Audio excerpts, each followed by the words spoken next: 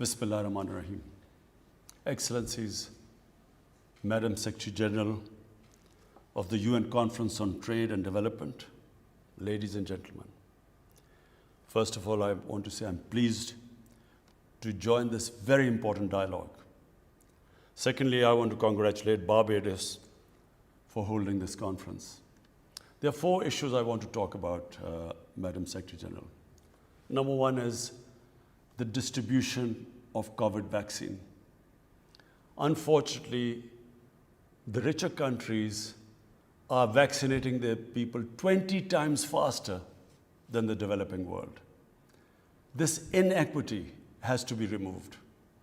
So I would ask the chair that you must try your best to make sure that the vaccine has more equitable distribution. Secondly, debt relief.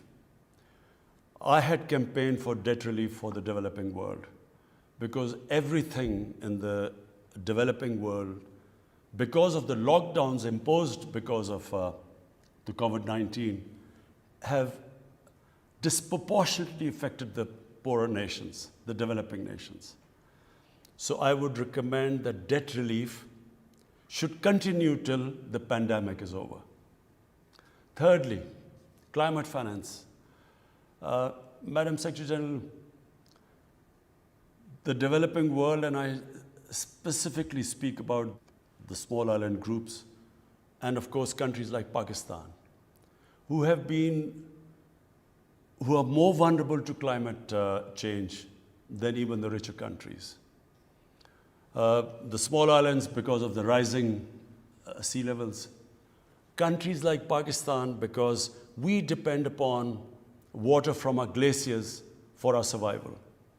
And climate change has, the rate of melting of the glaciers has increased phenomenally since the weather has got warmer. So I would request that the richer countries contribute in climate finance and especially help those countries whose contribution to carbon emissions are minimal and yet are disproportionately affected by climate change. And fourthly, Madam Secretary General, and for me as crucial as the impact of climate change, is the illicit flow of money from the poor countries, from the developing countries, to richer capitals, to tax havens, to haven destinations. According to the FACTI panel, $7 trillion are parked in these tax havens and haven destinations. And also, annually, $1 trillion leave the developing countries towards these safe havens. And this plunder is taking place because of the corrupt ruling elites of the developing world. Madam Secretary General, this is a huge crisis. In the coming years, this is going to get worse. This has to stop.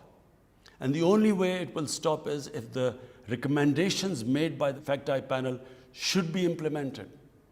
Unfortunately, the richer countries, which can do something about it, unfortunately, there is no incentive or motivation to do anything. What it is doing is that it is crushing the people in the developing world. Not just because the money is siphoned off, which should be spent on human development, but because when the money leaves their countries, it affects their currency, which devalues, which then leads to inflation, causes poverty. But eventually, even the richer countries will get affected. Because right now, what you see of economic migrants is a trickle. People dying to get to richer countries. But if this inequality, which is the rich, this is causing the gap between the rich and the poor countries increasing, and between the rich and the poor countries increasing. If this trend continues, the richer countries will have to build walls to keep out the hordes of economic migrants. So I urge you, Madam Secretary General, to do everything to raise awareness that this huge injustice which is being done to the people of the developing world has to stop. Thank you.